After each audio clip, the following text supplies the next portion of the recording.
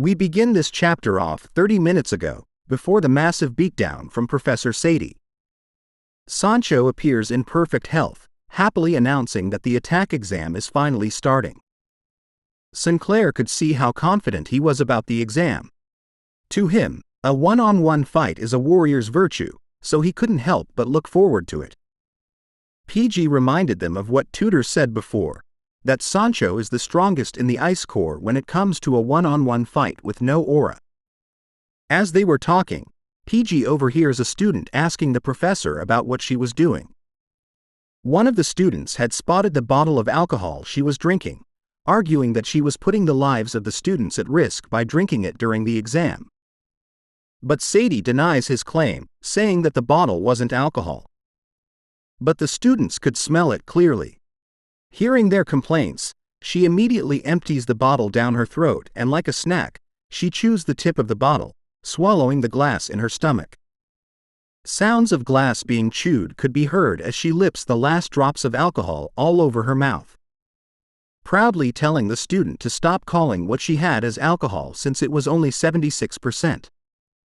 The rest of the students were stunned by her actions and how strange she was acting, just like the rumors say. Moving off from that incident, she pulls out a sheet filled with student names, deciding to start off the exam by calling out Soncho as the first candidate. Hearing his name being called, the young warrior happily heads into the test area. As he moves, PG reminds him to be careful as there were rumors going around that the students who went up against Sadi stopped attending the academy. He tells PG not to worry, as a warrior's will is unbreakable. Now, Soncho stood against the insane Professor Sadi with her golem. Readying his axe for the fight, Soncho immediately leaps into the air towards her as soon as the exam starts. Grin came across Sadi's face as she repeated Soncho's words about how a warrior's will is unbreakable. Soon enough, the students were watching in shock as the sounds of a beating became more and more, echoing throughout the room. The faces filled with shock were soon turned into disgust and horror as the beatings came to an end. Once the dust had settled, Sadi's golem was holding onto a heavily beaten Soncho. Controlling the golem through her magic, Sadi made fun of Soncho, telling the others that she had broken the young warrior's will, calling him out as a failure of a warrior. As she threw Soncho's body back to where the students stood, Vikir and the others rushed towards him. They quickly held him up to get him some help while Sinclair demanded to know what the professor was doing. She couldn't believe that she had beaten a student during an exam to the point that he had fainted. Sadi argues that the whole point behind this test was for students to gain real combat experience. Reminding everyone that this was what the Academy's first chancellor had said, she asked Sinclair if she was going to complain like this in a real fight.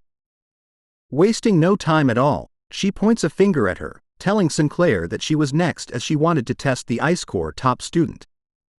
Vicier steps in, telling her to decline the invite. He reminds her that the professor's actions were unjustified, and that if they report this to the Academy, then they may be given a chance to retake the exam. Even though his words made sense, Sinclair didn't want to run away from someone who hurt her friend. Seeing her pretty face making frowning noises, Sadi happily tells the young girl that she was going to enjoy ironing out those frown lines. As soon as the announcement that the exam had started, Sinclair went all out, casting 3 magic circles at once. Sadi was impressed by this feat, as it wasn't easy for someone at her age to use 3 third-class spells. But this was nothing to the professor as she asked Sinclair if she ever experienced magic counterflow because of her magic being forcibly cancelled. Before she could cast her spell, Sinclair spots the golem closing in with a punch. With a single blow to the stomach, every single one of the magic circles were destroyed. Just like the professor warned her about, Sinclair's body started to experience a magic counterflow, her veins turning bright blue as light and blood started to pour out from her eyes and mouth. Trembling on her knees while leaking blood and amon from her mouth, Sadi continues to mock the young student, asking her about how much it hurts right now. With a sinister look on her face, she warned Sinclair that if she was unlucky, then she might not be able to use magic ever. She finds the situation funny, thinking about how the top magic student wasn't able to use magic anymore. With a single kick to send her flying back to the student's side, Sadi tells her to pray. After all, she had become the top student with a background as a commoner. The next victim is sadly our boy, PG, who stands in front of the crazy professor with a sword, trembling. Seeing his current state, Sadi wonders who this trash is, who could barely hold a sword. Hearing her words, PG remains vigilant, determined to win as he knew that he wasn't a coward that won't back down. He saw this exam as a trial for his chance to bring forth the courage which is hidden underneath his weak exterior. But before he could finish his thought, Sadi's golem lets out a kick, cutting the tip of his blade off cleanly, leaving PG completely stunned. Before he could react, the golem sends him flying high in the air with an uppercut kick. Sadi reminds him that no matter how much trash struggles, they're still trash in the end.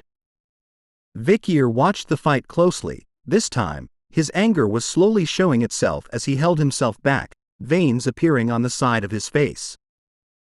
We return to where we left off. The students left in horror and shock as PG's defeat sent them crazy.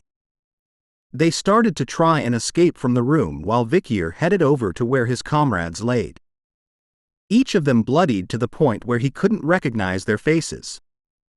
For the first time in his academy life, Vicier was feeling a sense of rage that he had never felt before, in this life or his previous.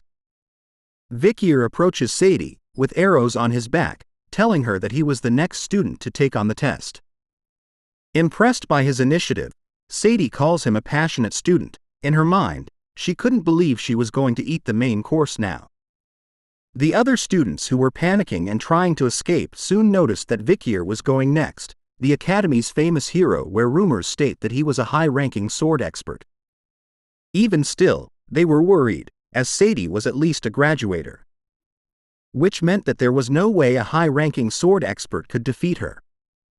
And using the bow and arrow is the worst weapon in a one-on-one fight. As soon as the exam began, Sadi's head was filled with thoughts about how crushing talented students was fun for her. As she sent out her golem to face Vicier, she knew him as the currently highest-ranking student of the academy, making her wonder how much pleasure she would get from beating the top student. Using the arm to reach out for him, Sadi wanted to enjoy the cries of pain he screams after breaking one of his arms. But before the golem could reach Vicier, he had already pulled out an arrow and drawn his bow. Faster than the speed of sound, Vicier unleashes a single arrow, which bounces off the shoulder of the golem, as though he had missed. Only a tiny scratch was left following his attack, but his eyes remained calm. But for some reason, everything stood still. The golem stopped just inches away from reaching Vicier. The students watching couldn't believe that he had managed to stop the professor's golem, while others wondered when exactly he had fired off his shot. In the midst of the speculation, Sadi lets out a horrifying scream as she holds onto the arrow that Vicier had fired. It turns out that he didn't miss, and actually shot her straight in the eye. Sadi was screaming in pain over her eye as she kneels onto the ground, causing the golem to stop moving. Vicier appears from the side of it, clarifying to the professor that he was trying to shoot the golem and instead, his arrow went towards her. With a deep chilling aura, Vicier looks at her with bloodhound eyes, asking the sadistic professor if she was all right as blood continues to spill out from where her eye was. The bleeding lady could not answer back at all. She lets out a horrifying scream, catching the attention of Professor Snape, who was far away doing something else. He turns around in shock over the loud noise. Hearing the scream and where it came from, he thinks that Professor Sadi, the crazy woman, was beating up the students again. Meanwhile, the other students who tried to escape from the exam stared in disbelief at what was going on. Soon after, Professor Snape slammed open the exam room doors. He immediately started to scold Sadi, asking her about why she had locked the doors, as she always did that in order to beat up the students. She couldn't answer back to him at all, as the arrow Vicier had shot into her eye was still deeply embedded in her, causing her to kneel onto the ground. Even Professor Snape was confused to see her in that state, as the ones usually bleeding this bad were the students. As he was distracted by her, the blonde hero spotted something else going on. He immediately rushes over to the students who had already been badly hurt by her. They continue to lay on the ground, blood leaking from the wounds they received from Professor Sadi. As Vicier walks by, Snape turns to ask him about what was going on. He explains to the professor that during his exam, he was surprised by the charging golem that Professor Sadi had summoned, so in response, he shot an arrow, and that same arrow just happened to bounce off the golem, hitting her in the eye instead. After hearing that, Snape was still confused. He had seen Professor Sadi hurt many students, but this is the first time he had seen a professor getting injured instead. And it just so happens that the professor who does the injuries became injured herself, as though it was some sort of karma. Reeling in the pain, Sadi could only show a face filled with hatred and anger. Bringing the exam to an end, Vikir's points were totaled. He had landed 1 attack and 1 critical hit, earning him a total of 11 points for the exam. President Dolores arrives, immediately doing first aid to the injured students, casting them in her holy light and healing their wounds. Looking closely at them, she could see that Sinclair has an internal wound because of mana counterflow. Soncho had contusions all over his body, while PG's jaw is completely shattered.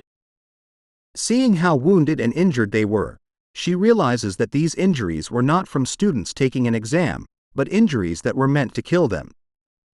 Seeing the magic spell end, Tutor questions Dolores on how his friends were. She replies to him that it was good of him to get her here quickly, as they were not able to recover without any aftereffects. Bianca and Tutor breathed a sign of relief, hearing that their friends were going to be alright, but with a darkened expression on her face, Dolores moved somewhere else. She approaches Professor Sadi, who was chilling at the stands, offering her a hand. Dolores wanted her to show the injury she had sustained to her eye. She even tells the professor that once her injury has been healed, she was going to request a disciplinary meeting with the student account for her conduct of abusing the students. But all the professor said was whether Dolores was the saintess from the great Quo Vadis family. Ignoring that question, Dolores attempts to reach out to her, asking the professor to once again show her injury. The sound of blood being spilled could be heard before Dolores could help. She could only watch as blood was spilled once more. Sadi, with an insane look in her eyes, had pulled out the arrow from her eye socket, placing it in her mouth and licking the mouth, telling the saintess that she doesn't need her help at all. The students nearby were disgusted by the sight, while Snape was watching the scene unfold with a disturbed look on his face. Sadi stood up and made her way to the exit, telling Dolores that if she happens to be disciplined for this incident, then she would gladly accept the punishment, but warned her to look out for the day when her punishment was over. She even mentions the Night Bloodhound, the person responsible for causing chaos at night in the Imperial capital, saying that with all these people, things were becoming more fun recently. Walking past our boy, she turns to look at him once more, remembering his name as Vikir. She left him with the words, "I'll remember your name, I'll see you again," before leaving the exam room. With that, the midterms, which took forever, finally came to an end. The students gathered before a large board to check on their exam results. Ranked first was Sinclair, second Granui, third Tutor, fourth High, fifth Bianca, sixth Middle, seventh Soncho, eighth Low, 21st Vikir, 199th was PG.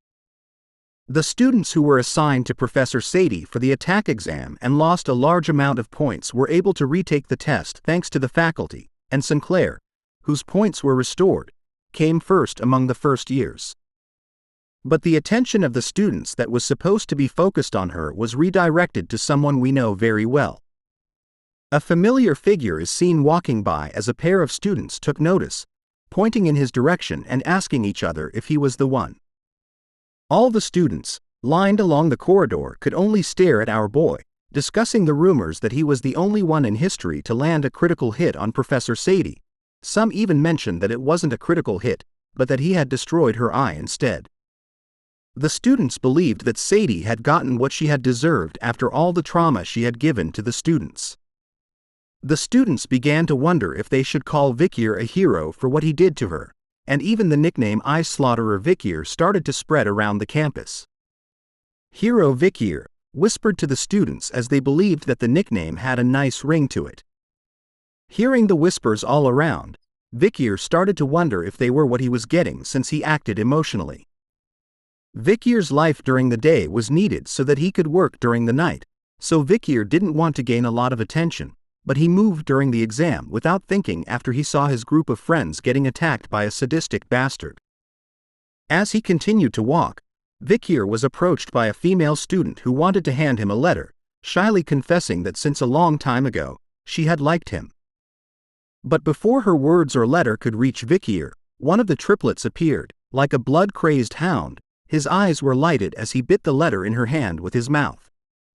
All three of the triplets surround the poor girl, asking her about who she was to block their path as one of them rips the love confession letter to shreds. The triplets started to act like bodyguards for Vicier, leading the way and pushing aside anyone that blocked his path. They started to trash-talk the other students, threatening them and shouting at them to get lost. Using their hairs, the triplets happily signaled to Vicier that they had gotten rid of the students blocking his path. Seeing the job get done, Vicier praises the boys for their good work. Finally arriving at the newspaper club, Vicier enters the room, thinking that he needs to be more careful so as to not let his day life affect his night life too much. Upon entering the room, he spots something. President Dolores was focused, reading a newspaper in her hand closely. Sitting beside her, Vicier asks about what she was reading that was causing her to frown so much. Dolores was caught off guard by his sudden appearance, asking him about when he had entered the room as she couldn't even feel his presence when he entered. Seeing the way she acted after reading the newspaper, Vicier asked if there was any new article on the Night Hound. Setting it down, Dolores reveals that the paper had written that the destruction of the landmark of the imperial capital, the central clock tower, and even damaging the royal memorial was all the doing of the Night Hound. The paper didn't even have any physical evidence, but they stated that all of those cases were committed by the Night Hound. Their current perception of him was strange to her. Vicier takes notes of this, thinking about the fact that there was someone like her who believed in him, which was more comforting than he thought. Taking the time to read the article himself, Vicier read that the clock tower is a building that symbolizes peace and order, and those who live in the imperial capital take a look at it at least once a day. Seeing as they destroyed a city's landmark, maybe they have a lot of grudges against society. This bloodhound might not be following what the others are doing, including the royal memorial. Based on the information he received from Cindy yesterday, it said that contact between her informants was cut off, which is suspicious. Thinking about it deeply, Vicier wonders if he should clean up the copycats, prompting him to go investigate. As soon as night arrived, so did the real Night Hound. Vicier stood in front of the royal memorial, which is a shared cemetery where the Empire's heroes lie. Thinking about it, he realized that the 9th demon corpse, Dantalion, was hiding near the Indulgentia orphanage, so in order to confirm whether that was a coincidence or not, Vicier decided to check it. Sneaking around the memorial, Vicier hid behind a tombstone, deciding that he could find out right away about why Cindy's informants had disappeared. Zombies roamed the area, groaning slowly as they walked around aimlessly. Zombies had a risk rating of C. They are common corpses who can be seen in places such as graves, battlefields, abandoned houses, sewage systems, etc. Looking at their faces, Vicier was not sure what these people did when they were alive for them to become zombies, but he knew that some of them were Cindy's informants. Using both of his hands, Vicier reaches his back, thinking that it's been a while since he had used Anubis, which made him think that he should use it tonight. Screwing the bow together, he thinks of the weapon as good since it was portable and easy to carry. Vicier couldn't believe that Ayin had given him a weapon like this. Once the weapon was ready, Vicier immediately drew its string, aiming an arrow glowing bright red, covered in bloodhound aura towards the area with zombies. Within seconds, he lands multiple headshots, killing each of the zombies before they could react. Seeing that there was nothing left, Vikir walked past the now officially dead bodies. He talked about how the arrows he used was on a different level compared to the arrow he was supplied with during the midterms. He found out that it was a lie when people say that masters aren't picky with their weapon of choice. As he moved around the memorial, a familiar scent reached out to Vikir as he took a whiff of it. His bloodhound eyes were alerted to it as he quickly turned to face where the smell had come from. The strange colored air was definitely the scent of a demon, but compared to normal demons, the smell was very light. It was as if their uniquely terrible stench was being diluted by something. Quickly analyzing where it was coming from, Vicier chases after it, believing that the smell was coming from the direction of the Indulgentia orphanage. Something was definitely over there. It turns out to be true as a masked figure with red and white hair was seen standing near a black magic circle, casting over it. Soon enough, another figure emerges from the magic circle, a lady whose hair was fully red. Looking at her face, the masked figure was annoyed over the fact that Dantalion had stolen this person from her. Embracing the corpse, the masked figure apologized, calling it Rose, and promising that she will no longer let her loved ones get taken away. She was one of the demon's 10 elite corpses, the 8th corpse known as Ser. Thanks for watching the latest part from the voice of Manhwa. Subscribe for more content and don't forget to comment below what you want to see in the future. Like and share for more.